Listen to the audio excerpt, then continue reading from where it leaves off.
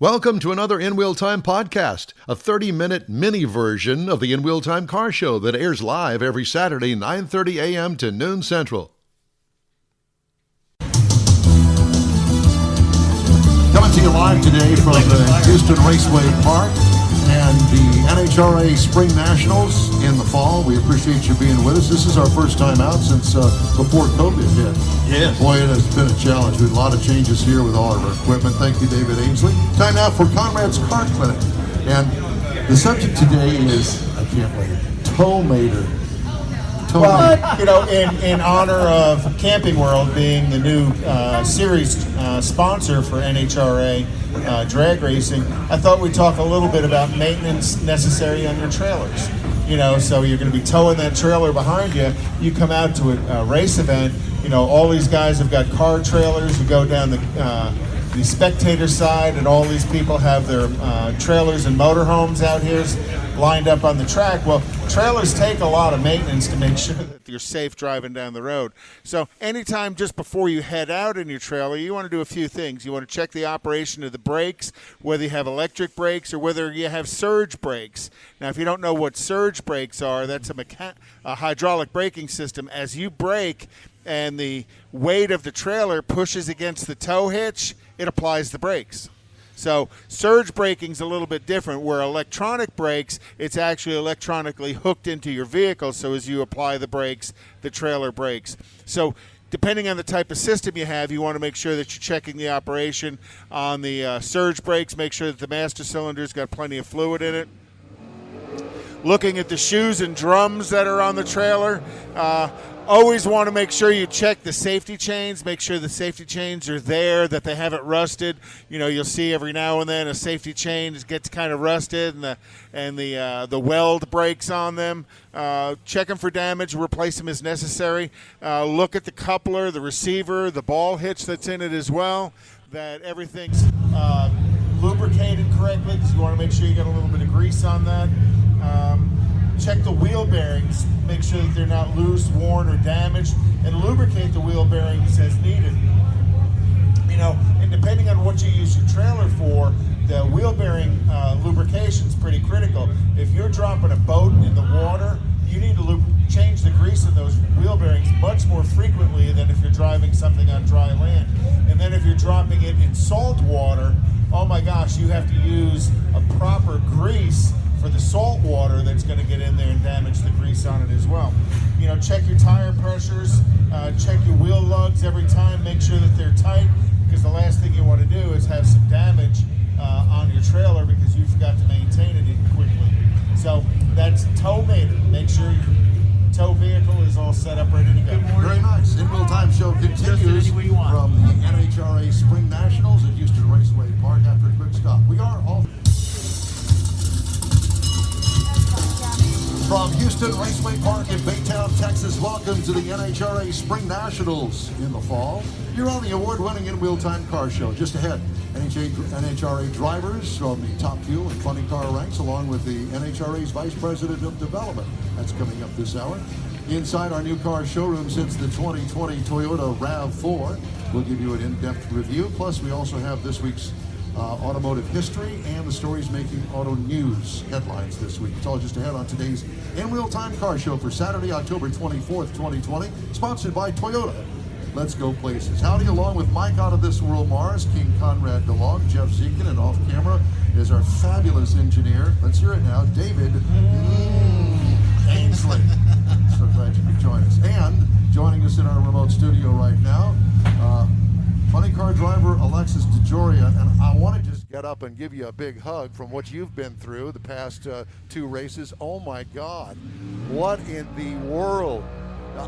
You know, had a car blow up, and then had a complete burn down last weekend in Dallas. And thank God, you know, you popped out of that car, jumped into the safety safaris guy's arms, and clearly all is well. Yeah, definitely. I started to think, man, does somebody have a hex on me? What's going on? Every time I hit the gas on this thing, I don't know what's going to happen. We're running good. We're running consistent. We're qualifying better. Our numbers all the way down the track are better. But we've had some manufacturing issues with our rods. We changed companies. We went testing on Wednesday. Everything looks really good. So hopefully that fixed the problem. But it's Nitro. What are you going to do? Yeah. Well, welcome back to drag racing, because you've been gone for a while. Yeah, I have.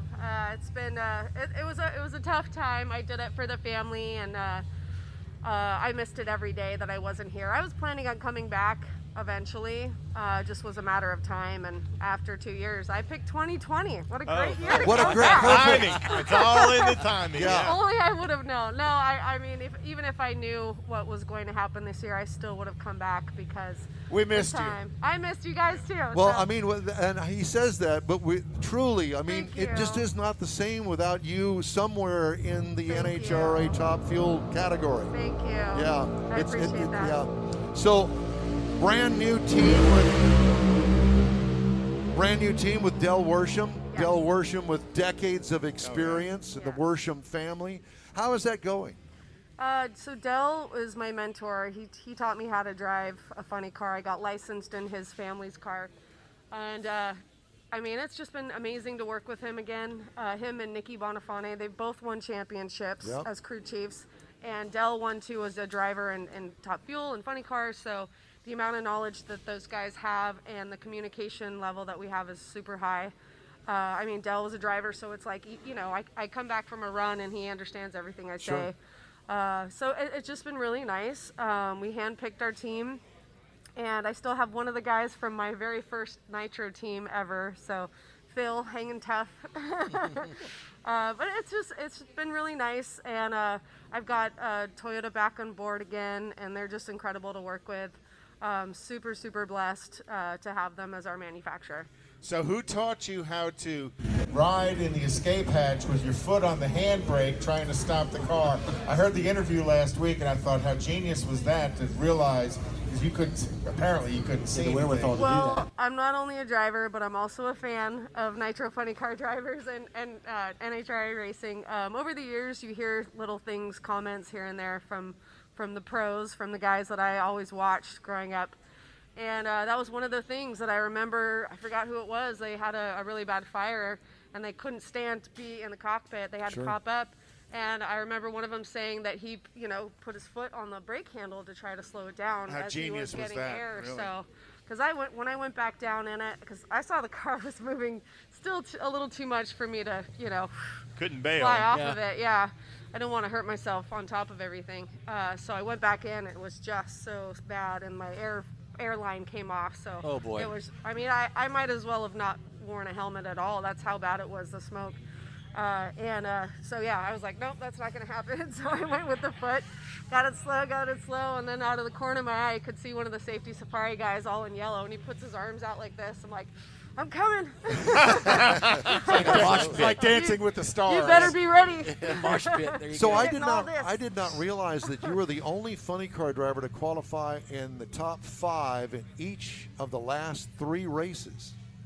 That's incredible. I that just is- found that out too Yeah. on my way over here. That's awesome. But Well, it's a we testament just to the- need to not blow up. Yeah, exactly. The team you built around you, though. That's the Del Worsham, the gentleman Yes. you said you've had on your original Funny Car Nitro team. Yes. All of those people. It takes that build of personalities that know what you want Right. in the car to get you there, and then you being quick on the tree. Yeah. So I hope we got some different rods in the engine. We do. Good. Looks good. Yeah. We'll see. And the backup car is ready just in case something happens. Yes. Yeah. Yeah. We had a new body flown out or driven out.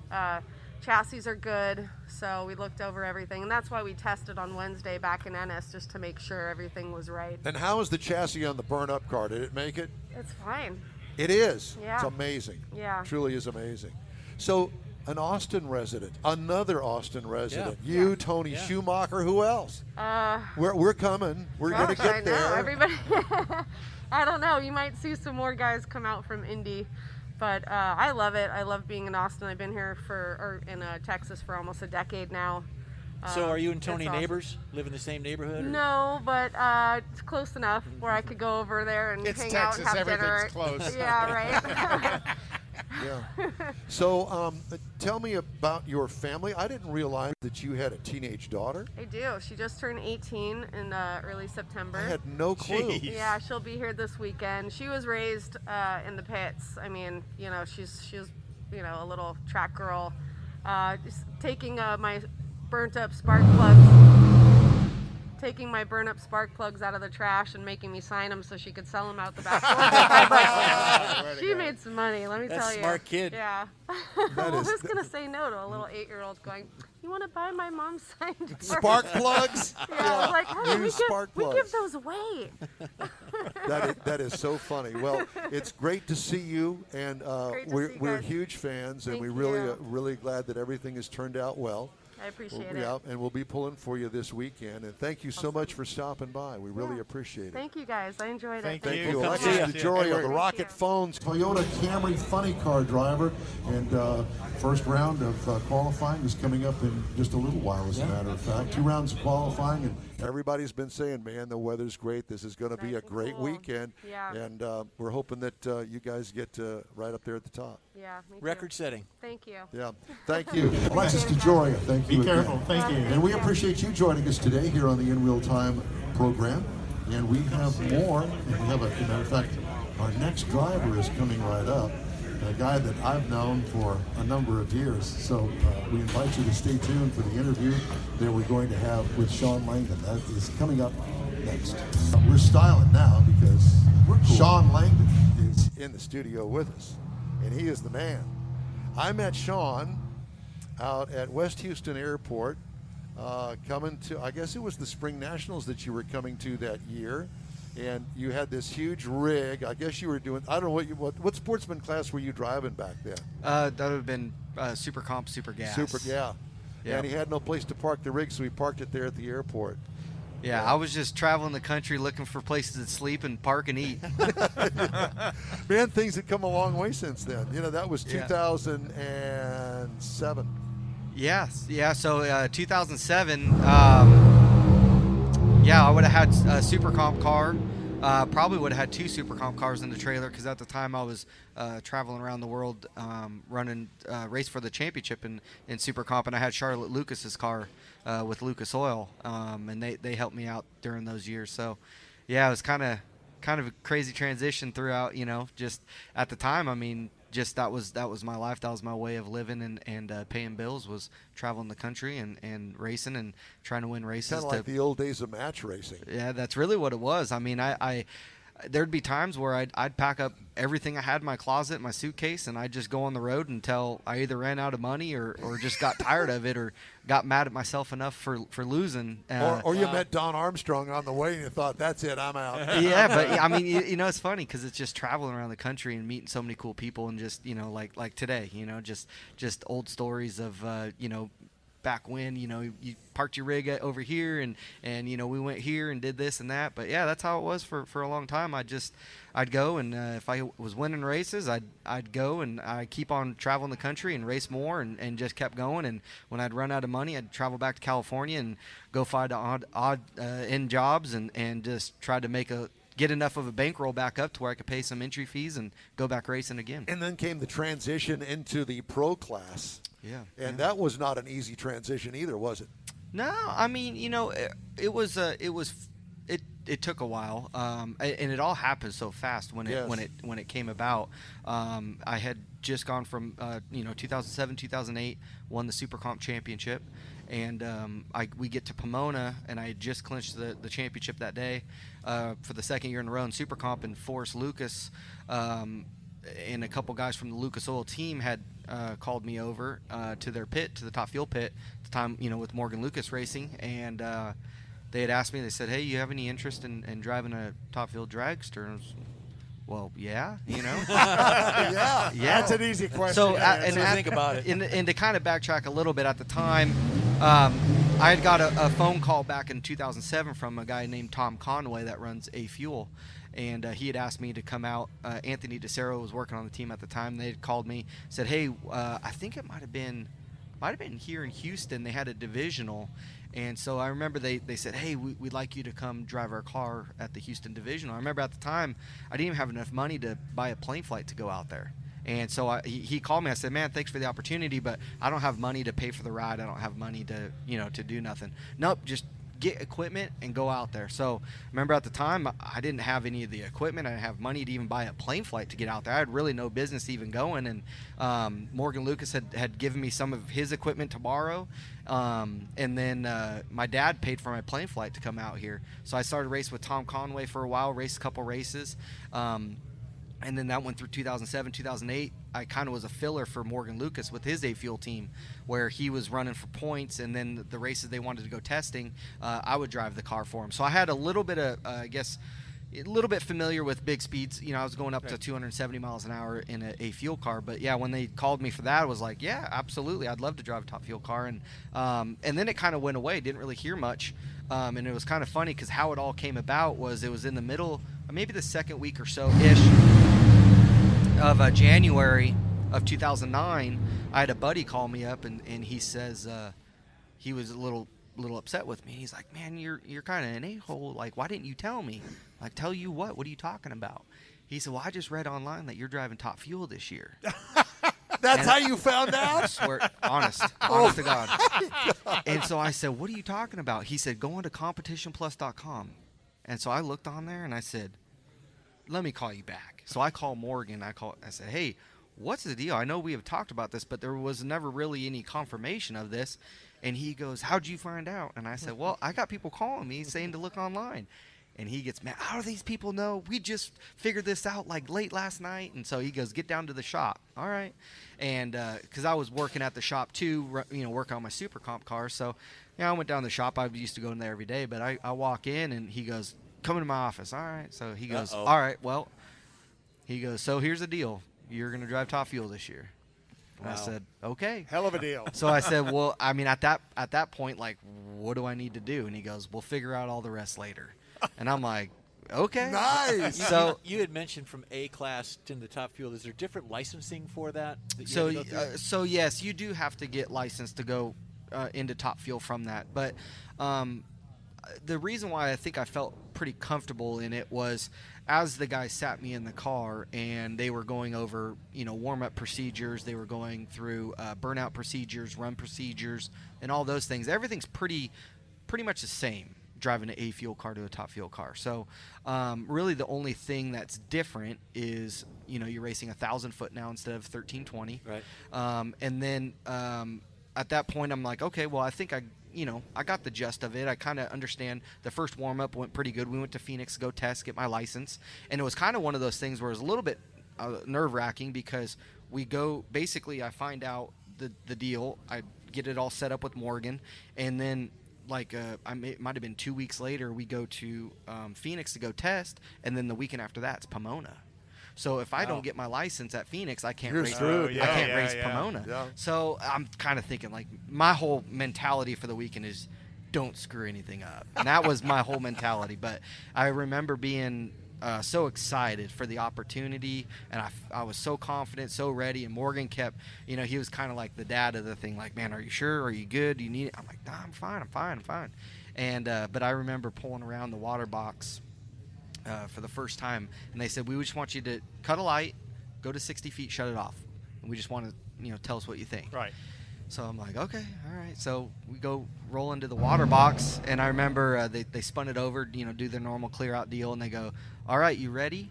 And at that time I had this sensation of you're sitting in the back of a class in a classroom and you have not been paying attention for the last hour, and the teacher goes, Shawn, what's the answer? And you go, I got no idea. And that was really the sensation that I had. So you made your best guess. And I'm just like, oh, man, I don't know what to do here. All so I remember, you just get that, like, hot feeling in your cheeks and all that. Oh, so, yeah.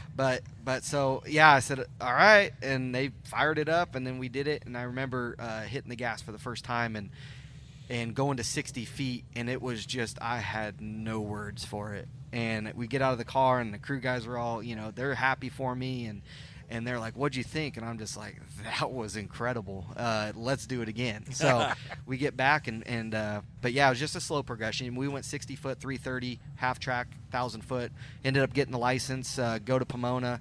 Got my butt kicked by Corey McLenithan first round. But for me, it was just the opportunity to be able to do it was the coolest thing ever. And the fact that I'm racing, I kind of had a moment because so we go up there first round. I got Corey McLenithan, and then it starts raining right before we run. Oh Lord! So now they back us out. So now we're standing there, and I remember getting out of the car, and I remember thinking, and I just looked into the grandstand. It's like one of those moments that you just like become proud, right? And I'm just standing there on the starting line. I look over. I'm like, man, I got to run Corey McLenithan first round. I'm standing here on Top Fuel car. In Pomona. In Pomona, where I grew up, and just seeing the stands were packed, and I'm like, this is one of, like, I made it. That was kind of like surreal moment. Yeah, that was kind of my moment where I'm like, wow, this is really cool. But yeah, I lost to Corey McLennan the first round, and it was just, to me, it was just whatever. I was just excited to be there. Wow. So let's talk about today. We got you. Who's your crew chief? Connie Coletta, Kurt Elliott. Connie Coletta. Yes. Let's see. Yes. That name Where have I sounds, heard that name before? name sounds awfully familiar. Living legend, yes. Yeah. He was in drag racing way back when I was watching. Yeah. Way back in the day. And he still got stories from those days, too. Yes, So does Don. Yeah, and so does Don. Yeah. So is he actually helping tune the car? Yes, he is. Yes, he's very active. So Kurt Elliott, he basically oversees everything. He makes a lot of the calls, but he works hand in hand with Connie. Connie really has all the final calls on the car. So I think that's How old one. is Connie? Man, what is it? 83? Oh my gosh! Yeah. But what's crazy is, for 83 years old, a lot of times, like guys like him don't get enough credit for being 83 years old, but how sharp he is and just how smart he is. There's so many times that we get in situations, or I get in situations driving the race car, and I kind of come back, scratch my head, and he'll, what do you think? What happened? This and that. And we have full-on discussions about the runs, and he tells me stories about back in the day of things that he would do. We would talk about stories. Obviously he tells a lot of stories about Scott. Scott was an excellent driver. And one thing that he's very proud of Scott on is his ability to pedal a race car and the feel that he had for the race car. So You've gotten pretty good at it yourself, sir. I'm sorry? You've gotten pretty good at pedaling a race car too. Well, it's from working with guys like that, and it's funny because it's like the mentorship that you're getting. Oh my God! Well, and you couldn't buy that. No, well, that's exactly it. It's funny because like I had just started racing. Take it back a little bit, back to 2012, and I remember the second race I raced for Alan Johnson in the Alan Abbey car, and it was in Phoenix, and car smokes the tires early, and I had this thing all over the place, and I didn't have a clue. I just it's smoking the tires. You lift, you get back in the gas, and I remember I had this thing up sideways on the wall. Wow. It was all over. And Yeah. I remember coming back to his pit, and you hear this door slam because he was in the center trailer by himself. He kind of had his own little technology center in there. And then me and Brian Hewson were in our race trailer, and you hear this door just wham, slam. And Brian Hewson says, uh-oh.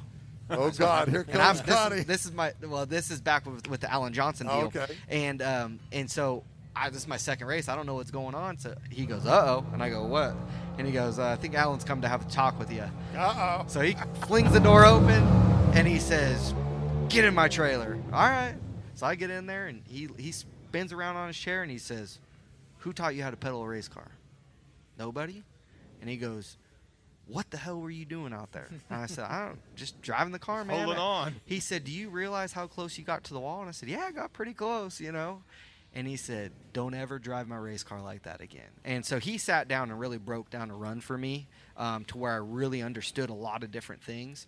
Obviously Alan, he's Gary Genius. Selzy and Yep. Blaine and he's had so many good drivers. So he has a good knack for all this, but he really sat down and broke it down for me where I had a good fundamental learning of what's actually going on. And so that was kind of the base for me, and I kind of progressed off of that. But yeah, now into today working, with a guy like Connie Coletta, who, he's got, years of runs and tuning, experience, but also working with him being a driver, but also Scott and some excellent drivers over the years that he gives me some great advice. And man, he's for his age, he's so sharp, and it's awesome to see. So who won the U.S. Nationals this year?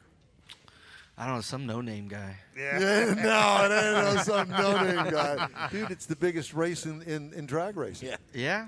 We had a good race car. Connie had a good run. Connie did an excellent job that weekend. I mean, we had a flawless car. We had a goofy run in the semis, but parts malfunction and.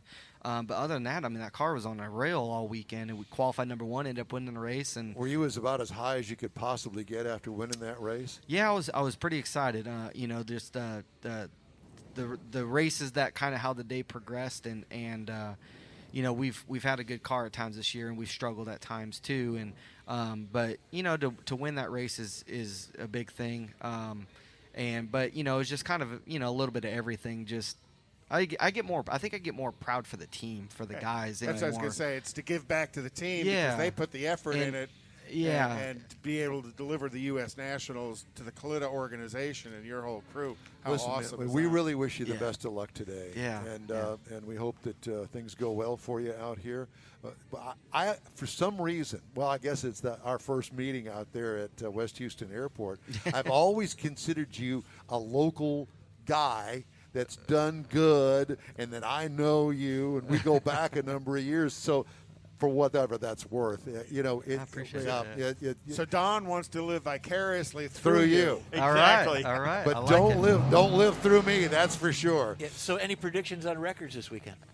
Today's going to be our best day. Today's going to be fast with the cloud cover. As far as the records, it's going to be really tough. I don't think you'll see any national records, but I'm not sure exactly what track records will be. But you should see some really fast times, some competitive runs from a lot of different teams. Tomorrow will be tricky with if it warms up a little bit like what it was yesterday. But yeah, when you get conditions like what it is today, nice and cool outside with cloud cover, I mean, you can about throw anything you want at it, and it should stick. So yeah, I would suspect you'd probably see. I'm going to say dragster. You see 66 to 68 as the number 1, and I think in funny car you'll probably see probably like a 86 to 88. I would say in that range. That's going to be my prediction. Wow. And I haven't talked to the crew yet. I haven't talked to what they're doing tune-up wise or talk to the track guys. You need to get over there really fast. Yeah, I hopefully for us, I think if we can go like a high 60, low 70, that'd be a good run for us for Q1 or Q2 today. Well, yeah, Shawn Langdon. If you land Q1, Q2, you can try and knock it out of the park. Well, that's exactly it. Yeah, exactly. Shawn Langdon, DHL Toyota Top Fuel dragster driver. We appreciate you coming by. It's good to see you. Thank you, guys. Good luck. I appreciate it. Thank you. We've got more of the In Wheel Time Car Show coming up with our next driver right after this. That's it for this podcast episode of the In Wheel Time Car Show. I'm Don Armstrong, inviting you to join us for our live show every Saturday, 9:30 a.m. to noon Central on Facebook, YouTube, and our InWheelTime.com website. Podcasts are available on Apple Podcasts, Spotify, Stitcher Radio, iHeart Podcast, TuneIn, Google Podcast, and Podcast Addict. Keep listening, and we'll see you soon.